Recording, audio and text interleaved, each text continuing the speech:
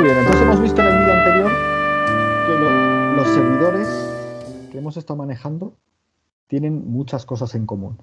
Y de hecho que se diferencian básicamente en dos cuestiones. En entender qué me piden y en procesar eso para generar una respuesta.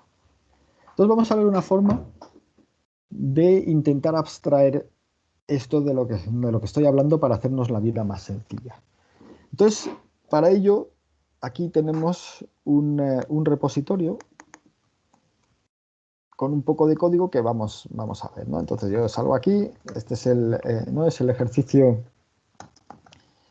15.7 en la numeración de este año, y entonces, bueno, me lo clono, ¿no? ¿Vale? Aquí veis que pone 14.7, pero como digo, es el ejercicio 15.7. Hay un fichero aquí que se llama webapp.py, ¿vale? Que es el que voy a abrir aquí. Entonces, a ver, ahora sí, 14.7 y estamos diciendo que webapp.py, ¿vale? Entonces, vamos a ver cómo reutilizar código e ideas e intentar abstraer a la vez. Entonces, fijaos que esto va a ser una forma muy interesante de solucionar nuestro problema, y hacia el final de la clase veréis que cada vez, porque vamos a trabajar en un nivel de abstracción superior, nuestros problemas se van a limitar simplemente a esa parte que tenemos que hacer nosotros, que va a ser entender qué es lo que nos piden y crear la respuesta. Entonces aquí hay una manera, que es una manera en programación de solucionar las cosas, que es la orientación a objetos, ¿vale? Es una forma de reutilizar esas ideas y de abstraer. Entonces nosotros no vamos a entrar mucho en esta asignatura en orientación a objetos, porque no es una asignatura donde queramos ver la orientación a objetos en detalle, sino que voy a dar unas pequeñas pinceladas de conceptos de orientación a objetos que nos van a ser útiles, ¿vale? Y veréis que muchos de esos conceptos, ¿no? Los vamos a reutilizar luego en Django. Veréis que también habrá alguna cuestión de sintaxis que sea específica, pero que solo la vamos a ver en la clase de hoy, por eso tampoco vamos a profundizar mucho, ¿vale? Entonces, fijaos que aquí lo que tengo es un programa un poco peculiar, ¿vale? Esto de aquí es el programa principal. Y viene a decir, esto de aquí significa que si webapp es el módulo principal, ¿no? Si este módulo es el principal, entonces ejecuta lo que viene debajo, que aquí es una línea, ¿vale? Porque veréis más adelante que esto de aquí, que es lo que vamos a llamar una clase, está pensado para ser reutilizado en posteriores programas, ¿vale? Esto, como digo, es una clase. ¿Veis aquí? Bueno, antes de todo hago aquí un import de socket porque voy a utilizar socket, y esto de aquí es lo que denominamos una clase, que viene a ser un diseño, ¿vale?, de nuestro servidor. Aquí es una clase de aplicación web. Y esta clase, como veis, ¿no?, termina en 2 puntos, y aquí está indentado, contiene todo esto de acá. Básicamente, si le echáis un ojo, contiene 1, 2, 3 métodos, ¿vale? Las funciones de las clases, ¿no? Estamos dentro de la clase, las funciones los llamamos métodos. Entonces tiene 3 métodos. Un método no deja de ser una función, fijaos, def, parse, estupendo, que tiene una relación especial con la clase, y por eso el primer parámetro apunta a la propia clase, y es un parámetro que veréis que luego explícitamente no se lo vamos a tener que pasar, pero que a la hora de definirlo lo vamos a tener que indicar, y normalmente se indica como self. A ver, ¿eso qué quiere decir? Eso quiere decir que parse tiene, cuando se define, al ser método, tiene 2 parámetros, el primero de ellos self, pero cuando se llama solo hace falta pasarle un parámetro. Entonces esto aquí que llamamos parse, lo que va a recibir es la petición, ¿vale? Request, y lo que va a devolver va a ser lo que nos interesa. En este caso, none, porque veréis que este caso es el servidor web app simple, que me pidas lo que me pidas, lo que voy a hacer es responder it works. Entonces en este caso paso de la petición, fijaos que aunque se lo pase aquí, no hacemos nada con request y devuelvo none. Y el process es el segundo paso, donde la salida de parsed se lo pasamos aquí y creamos la respuesta, en este caso un 200 OK y la página web, it works. Acordaos, en el caso anterior del sumador simple, que es el que haremos ahora en breve, pues el request es la petición y aquí lo que deberíamos devolver es el 2 más 2 o el 2 y 2, ¿no? Los sumando 1 y sumando 2. Y aquí parse request sería el sumando 1 y sumando 2 y aquí lo sumaríamos y devolveríamos, oye, la suma de 2 más 2 es 4 aquí, ¿vale? Ahora mismo aquí, fijaos que lo tenemos tan genérico que en realidad no hace nada. El parse es la parte esa de, oye, ¿qué me estás pidiendo?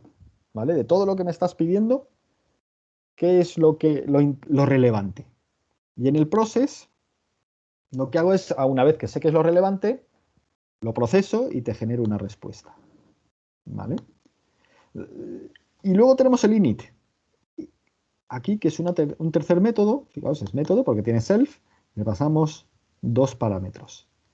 Init, como podéis imaginar, porque empieza guión bajo init y está en otro color, es un método especial que se llama cuando, aquí veis que ¿no? llamamos a la clase. ¿Vale? Fijaos que esta clase no hace nada hasta que aquí en algún sitio creamos esa, ¿no?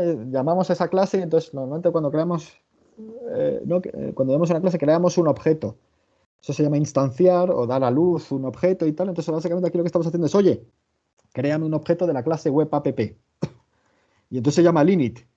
Y por eso como init necesita 2 parámetros, ¿vale? Tiene 3, pero self no se lo pasamos a la propia clase, como tiene 2 parámetros. Hostname será localhost y port será un 234, ¿vale? Porque self es un parámetro implícito que no hace falta pasarlo explícitamente. Entonces nosotros cuando ejecutamos esto de acá, lo que estamos haciendo es llamar al init, ¿vale? ¿Por qué? Porque decimos, oye, web app, clase web app, créame un objeto de esta clase, entonces llaman al init. Y dentro del init tenemos las cosas que ya conocemos. Crea el socket que sea de internet y TCP. Reutiliza la dirección, ¿vale? Dile al sistema operativo que reutilice la dirección inmediatamente cuando termine. Átame a hostname y port, que son los 2 parámetros que he pasado. Mantén un buffer de hasta 5 conexiones. Mientras infinito, acepta la conexión. Y ahora aquí viene, fijaos, la petición, coges la petición y me la pasas a tu UTF-8, la imprimes y aquí viene parte de la parte interesante, ¿no? La parte interesante, aquí la petición se la paso a parse, ¿vale? Y aquí hay una parte de cuestión sintáctica de Python, cuando es un método, y decíamos que esto de aquí es un método, parse es un método porque está dentro de la clase web app,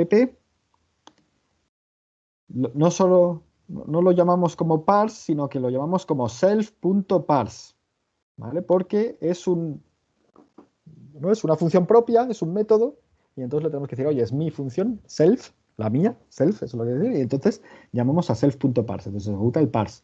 Y parse devuelve parse request. Parse request, como es aquí, se lo pasamos luego a self.process. Lo mismo, process lo hemos definido aquí arriba. Al ser un método y ejecutarlo dentro de la clase, pues es self. Y esto nos devuelve el código de respuesta y el cuerpo de la respuesta, que es el HTML con la página web, que es lo que le enchufamos aquí al socket y le respondemos ahí, oye, código de respuesta, página web, cerramos el socket. Entonces esto es muy interesante porque esto de acá, el init, contiene todo lo que es genérico para los servidores. Y lo que va a cambiar es el parse y el process, ¿vale? Vamos a verlo en directo, ¿no? Entonces aquí Python Web App, entonces fijaos que el Python Web App es una cosa muy tonta, es el it works. No hemos avanzado mucho, ¿no? Esto ya lo sabíamos hacer hace varias semanas. Pongo pp y te dice it works, ¿vale? ¿Por qué? Bueno, pues lo sabemos muy bien. En el parse la petición la tira a la basura, ¿no? Porque no hacemos nada con ella. Y el parse request pues les devuelve 200 OK, it works. Vamos a cambiarlo, porque en realidad yo lo que quiero era aquí que ¿no? Que si yo mando 2 más 2 me devuelva 4 y no it works. ¿Qué tengo que hacer? Pues aquí en la petición, lo que hemos hecho antes, request split, ¿vale? No me, esto de aquí es el recurso, ¿vale? Esto lo vemos aquí, ¿no? Esto es la petición, hago un split y me quedo con el elemento 1 y esto es el recurso, ¿vale? A ver, request split y bueno, lo podemos hacer así, método, recurso, resto, ¿vale? Y del recurso, bueno, sumando 1, sumando 2, esto es lo mismo que hemos hecho antes, recurso, le quito la barra del principio y hago un split al resto por el más, ¿vale? Y devuelvo sumando 1, sumando 2, ¿vale? Esto es lo que habíamos hecho antes. Cojo y es a toda la petición, perdonad, a toda la petición le hago un split por espacios, ¿no? Con 2 split, split. Entonces esto lo llamo recurso, ¿vale? Del recurso le quito la barra, que es el primer elemento, el 0, ¿no? Y del 1 al este y hago un split por el signo de más. Y le quedo con sumando 1 y sumando 2 y es lo que devuelvo. Entonces parse request, ¿no? Porque aquí hemos visto que la salida de parse, ¿no? La entrada de parse es el request y la salida es parse request, que se la enchufo directamente al process. Ah, estupendo, estupendo. Esto me gusta mucho porque sumando 1, sumando 2 es parse request. ¿Y qué tengo que hacer? Pues lo que hacíamos antes, ¿no? Que era la suma, era, y otra vez, str int sumando 1 más int sumando 2, ¿no? No, porque esto de aquí son strings, ¿vale? Le estoy pasando strings. Entonces primero lo paso entero y luego lo paso a string porque aquí en vez de poner it works, vamos a poner directamente la suma. A ver, que estoy yo mal. Aquí, ¿cómo lo llamamos? Suma. Suma. ¿Vale? Ejecutamos el servidor y venga, 2 más 2, 4. ¿Vale? 2 más 23, 25. 22 más 23, 45. ¿Vale? Entonces, fijaos que esto funciona. Y esto, es, como digo, es muy interesante. Volvamos a verlo. Entonces, básicamente lo que hemos definido, hemos hecho una forma muy interesante de no volver a tocar el init. El init está ahí, servirá para cualquier tipo de servidor. Y aquí tienes el parse, que es, oye, ¿qué me estás pidiendo? Y dependerá de la aplicación. Entonces, aquí en esta aplicación 2 más 2, o 23 más tal, me estás enviando 2 sumandos divididos por un más. Estupendo. Pues es lo que voy a hacer. Voy aquí hacer los splits y las gestiones necesarias para devolver sumando 1 y sumando 2 y pasárselo al process. Y en el process cojo sumando y sumando 1, 2 y lo proceso y creo la respuesta. Y esa respuesta se lo paso aquí al resto del programa que estaba en init y muy bien, pues crea la respuesta. Daos cuenta que esto significa que cuando hagamos un servidor, solo necesito tocar el parse y el process. Lo demás es igual para todos los servidores. Estas son muy buenas noticias. Me voy a tener que centrar en dos cosas, en ver qué me pides y en ver, una vez que sé qué es lo que me has pedido, cómo procesarlo. Y me voy a olvidar del resto de cosas. De hecho, aquí fijaos que ya ni siquiera trabajo a nivel de bytes. Y no digamos lo de los sockets. Me he olvidado de los sockets. Eso es parte del init. Y el init es agua pasada. El init son cosas que pasan ahí por debajo, que es del nivel de abstracción inferior, y no nos interesa. A nosotros nos interesa esto, que es lo importante. Esto es lo que llaman la lógica del negocio. Si mi lógica del negocio es hacer un sumador simple, pues tendré que hacer un parse que me coja los dos sumandos. Y un process que una vez que tenga los dos sumandos, los sume y me devuelva la respuesta.